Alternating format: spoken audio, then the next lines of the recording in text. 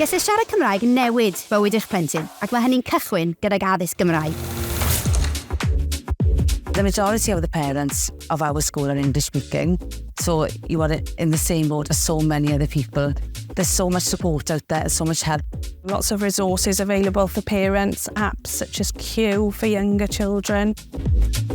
There's app Geiriaduron, which helps you translate from Welsh to English and English to Welsh. If you don't know what to say, your child will tell you if you're wrong.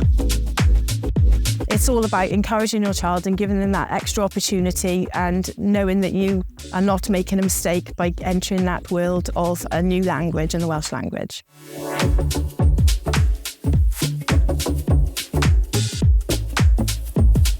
Ni'n byw at tua 6 milltir o Aberhonddu a mae'r bws am ddim i Elin bob dydd. So mae hwnna'n wych achos mae hwnna'n cael cyfle i blant tu allan i'r dref hefyd i ddod i gael addysg yn Gymraeg.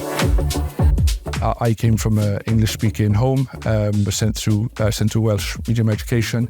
Definitely opened doors for me throughout my education and into the wider world for job opportunities, etc.